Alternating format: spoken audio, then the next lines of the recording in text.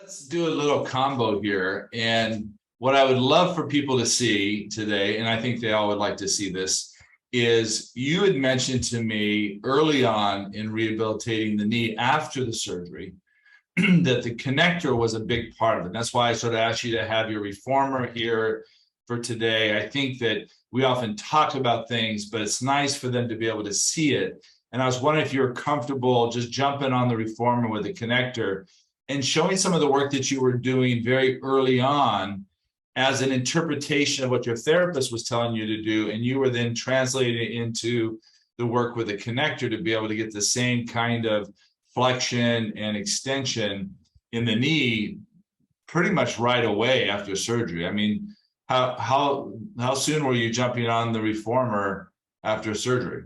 So no, let me tell you one thing that I forgot to mention is really important for everybody to know. So I not only tear my ACL, but there was damage on the meniscus, medial meniscus. So after the surgery, the doctor comes to me, my room. He goes, I have a good news and I have a bad news. Which one do you want first? And I go like, good news. I was able to repair your meniscus. Basically, it was a perfectly split. And he goes like, I put stitches to it, and it's going to heal. He goes like, oh my God, what is the bad news? He goes, I was able to fix your meniscus. That's the bad news too, because you're not going to put any weight for 12 weeks. Regular ACL surgery patients, they basically start to put weight the day off. They give them the what do you call it? Crutches? Yeah. And they start to walk with crutches, putting weight on their leg, but there's a cast, so they cannot bend their knee. So because there's no damage on the meniscus, they can put pressure on their meniscus. And as long as the leg is extended position, there's no pressure on the ACL. For me, he goes like 12 weeks, you're not even going to touch your right leg down. So when I was done after that 12 weeks and start the rehabilitation, I had a lot of atrophy on my leg, right? But the people were saying, oh my God, you don't have that much, you're doing great, because I was doing extensions, small extensions, firing the quads, and they were saying like, you're doing really well. I'll show you what I was doing while I was in the cast. So I place myself in the reformer. I use the foam roller. So imagine my leg is straight in the cast, so I cannot bend this one. So I will position myself on the foam roller like this. And then I will put the straps on my feet. I was flexible always. Here we go. So from here, I will actually do single leg up and down. And my range was maybe small, but I was moving. And then when I got tired, I got to put that leg down and I was moving with the other side. Nice. As you guys seen what I'm doing here right now, I'm using foam roller to able to support my leg. So it feels like it looks like I have a floor with me. So I'm not really using my right leg, it's rested. And in contrary, instead of using my flexor, I'm using my hamstrings. I'm using my extender to press down to the foam roller to create opposition from my lifting leg. And of course, you couldn't do that with normal straps. You cannot. Or you'd have one leg in a strap and not the other leg.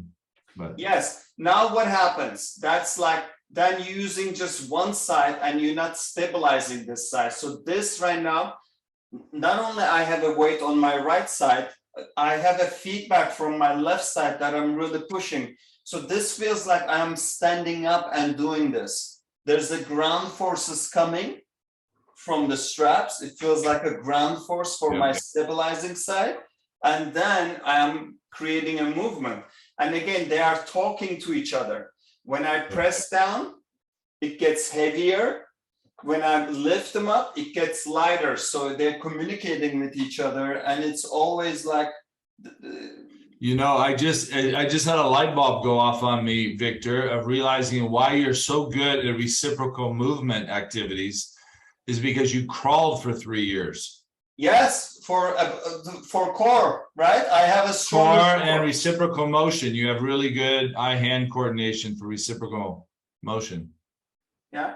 So this is what I should all crawl more. And then once I start to go therapy, first thing they did is they will give me a strap and they will make me bend my knee using the strap and then push out.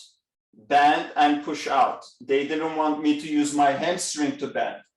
So what I did, instead of using that strap, when I came home, I was using Konnector. I was trying to bend and trying to get knee flexion as much as I can. And I was gently pushing out and using my quad, which quad is really important. I was using straps to pull me. I wasn't using my own muscles and going out, because it was important. It should be a passive movement. Yeah. So this was and really that's good. relatively Again, passive. It's like you said, passive, hamstrings are active, hamstrings working concentrically and eccentrically. Yeah. Concentrically and eccentrically, and my quads are free. Yeah. And I would think that that little bit of co-contraction too is, you know, and we talk in yoga sometimes, that bandha idea around the knee, getting movement on both sides. A lot of times people only go after quadricep and they go too early after quadricep with an ACL reconstruction, and it can actually be detrimental. Hey, I'm just curious in the audience if anybody out there has not ever seen the Konnector being used. Maybe just, you know, show. I know if you have, it's cool, but if you haven't ever seen it, let us see a little note as to whether or not you've seen it being used or not. And that's always good for us to know who's in the audience, because there's really some beautiful things that Victor developed with it, and it can retrofit on a lot of the reformers that are out there. We could do full body movement, arms and legs working together. It could be just arms holding isometrically, legs working eccentrically and concentrically. And it's a dynamic isometric hold for my arms, because when I press my leg down, it gets heavier. And when I bring my legs up, it gets lighter. So I cannot just set in a way and hold it there. I have to constantly adjust where my hands, the load changes, because right? the weight is changing. Yeah. Hey, Victor, while you're doing that, there's a question out there on whether or not there are exercises being done, if these exercises were being done 12 prior to the 12 weeks, and you were saying you were doing the exercise with the roll and the straight leg brace prior to the weight bearing. The 12 weeks was you couldn't weight bear on the leg. I was doing all these exercises. I had a cast here. I couldn't even bend if I want to. Right. It was protected, and I was doing all the reciprocal movements. I was doing circles. I was doing unilateral work, bilateral work, contralateral work. I was moving the way I wanted to move my hip joint. Yeah.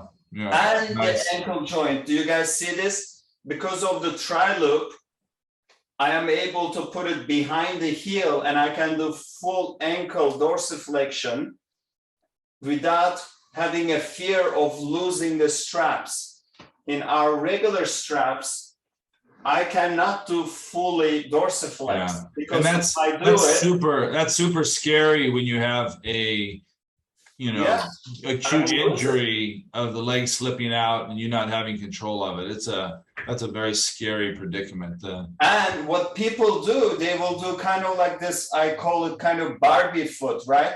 Ankle is dorsiflex, but the toes are extended. Yeah. And this is how we function, and this is not good. Yeah. Point in our lives, we said, okay, hips are good to move, knees are good to move, but the ankle, let's keep it on plantar flexion and exercise. Is there any other exercise you'd want to show them right now that maybe you were doing in the first 4 months is particular to the Konnector? Yes, so I use the straps this way. And now it feels like my feet is, free and it doesn't complete the chain. But with Konnector, there's a way to complete that chain as well, while I am supported with black straps close to my hip. So the black straps are heavier. So all the load is in my hamstrings and I'm skipping my knee joint. So my knee joint doesn't have too much weight. All the weight is on my hip joint. So I was able to do all the exercises that I need to do that it's very functional for me. So I can climb up a stair, right? I can even walk. I can do bicycle. All these movement patterns, it felt amazing because the load mostly was in my hips and it wasn't in my knee.